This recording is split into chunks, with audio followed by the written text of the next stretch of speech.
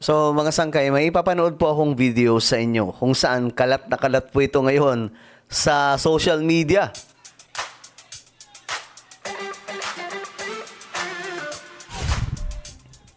Okay, pag-usapan ho natin itong mga sangkay ngayon. Kasi may isang vlogger na ngayon ay kinukuyog ng maraming mga loyalista ni PBBM. Ito pa ay si Christian Esguerra. Itong vlogger na itong mga sangkay, hindi ko alam, matatawag pa ba itong journalist? Nasibak naman po itong mga sangkay. Ngayon, may kumakalat na video niya. Hindi ko alam, parang siya atang nag-interview na ito kung saan sa sarili niyang podcast or interview, sinasabon po siya. Pinapagalitan po siya. Ngayon kumakalat ang video na to. Pag-usapan po natin. Anyway, bago tayo magpatuloy, sa mga hindi pa po dyan nakakapag-subscribe, guys, isubscribe nyo po itong ating YouTube channel para lagi po kayong updated sa mga vlog po natin. Okay? Sa mga nanonood po sa Facebook, i-follow nyo po yung ating Facebook page. Ngayon, guys, eto nga yung video. Yun. Ito si Christian Esguerra ngayon ginigisa ng maraming mga supporters ni PBBM. At yung kanyang mga followers nga po, mga sangkay o subscribers sa YouTube, bumaba ng ilang libo. Mga siguro, mga 6,000 po ata yun, mga sangkay, bumaba ng ganon. So, hindi nagulat nga ako, mga sangkay, kasi may mga nagpa-follow din pala sa kanya ng mga loyalista. Ako kasi, pagdating po sa mga dilaw, di talaga ako nagpo-follow dyan. Kasi, alam nyo na, ang dilaw ay dilaw. Yan ang hirap sa atin Yung iba kasi nabola lang, porket medyo kumampi kay PBBM, nakalimutan nila na dilaw yan. Ngayon, nung nagsalita itong si Christian Esguerra, laban kay PBBM, nagalit kayo. Diba? Kayo kasi, masyado kayo nagpapaniwala Okay, ngayon, nagisa sa sariling programa daw po si Christian Esguerra. Hindi ko alam kung kailan to mga sangkay. Tingnan natin yung mga comment. 2 days ago in-upload. So, ito po yung moment na ano na siya? Tawag dito, viral na po siya. Ngayon, tingnan po natin. That is a factual argument. Galit na galit. Si ano pala to? Si Attorney Briones pala ito. Siya po yung General Counsel ng Partido Federal ng Pilipinas. What makes that a factual argument? Does it Yeah, have any because, direct relation to the case? Ayan na. No justice will impose the penalty that Justice Carpio is asking. So that is an argument that you can raise before the COMELEC. Kasi alam mo, Christian, you know what the alleged crime is? It is just like a jaywalking It is just What? like a traffic violation. He Failing to is file making income tax mountain is like out a of a jail. molehill. Nagtatalo na sila dito mga sangkay. Wait, Oh, attorney. yes. Kasi, alam mo, ang problema sa'yo, carried away ka na Ayun na. Pambira to. Ulitin natin. A traffic violation.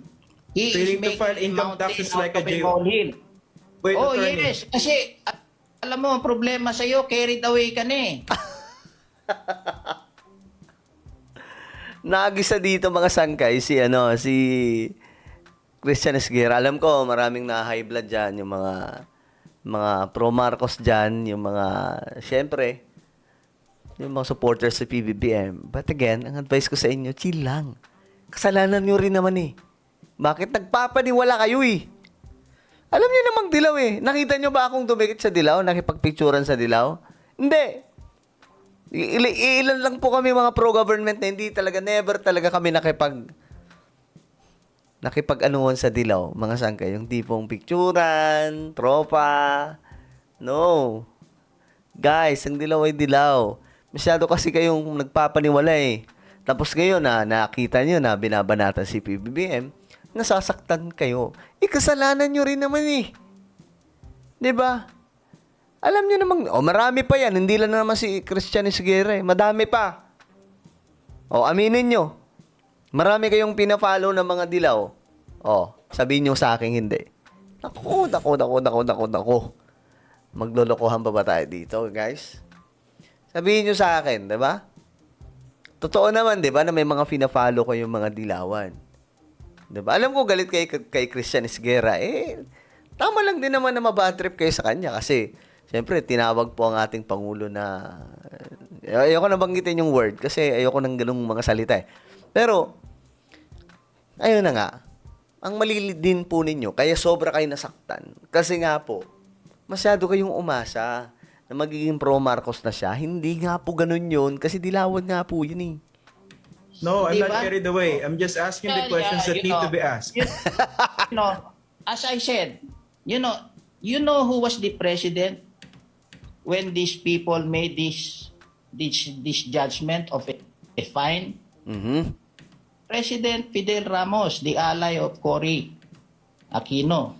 So again, When he what was does it have to do with convicted the by- decision of the Court of Appeals? When he was convicted, because this is persecution, Mhm. Christian When he was convicted by the RTC, by Benny Ulep, the president was Ramos. Mhm. When he was charged, Ito. Di ba yung mukha ni Christian Esguerra dito? Ramos. Parang hindi niya trip yung mga sagot ni Attorney George Briones. Tingnan nyo. When he was charged, the president was Cory Aquino. Did you know that? I think I know that. Definitely. Well, anyway, we don't have much time anymore, but I wish we focus on the issues. We don't need to talk about the character of certain people. But Ayan na. thank you very much, Attorney George Briones, for joining us tonight. Thank you, Christian. We're taking a short break after the fact. Pambira yan. Medyo short break siya eh. Medyo umasim talaga yung mukha niya sa sagutan ni Attorney George eh. Well, mga sangkay, again, itong si Attorney George ay sa side pa ito ng mga Marcos. I think, loyalist. No, pero ang dilaw ay dilaw. We all know that. No, kaya wag kayo masaktan kung ganyan ang pinag-asabi ni Christian Esguerra. 'Di ba? Ganun talaga siya eh. Dilawan talaga yun eh. 'di ba? Pero tama yung ginagawa nyo na magsalita kayo sa kanya.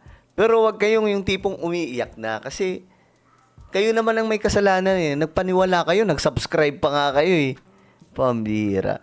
Well, ano po ang inyong opinion? Comment down below. Meron tayong YouTube channel. Ito po ay Sangkay Revelation. Hanapin nyo po ito sa YouTube ngayon. Then, kapag nakita nyo na, i-click nyo po yung subscribe, i-click ang bell, at i-click nyo po yung all. Ako na po ay magpapaalam. Mag-iingat po lahat. God bless everyone.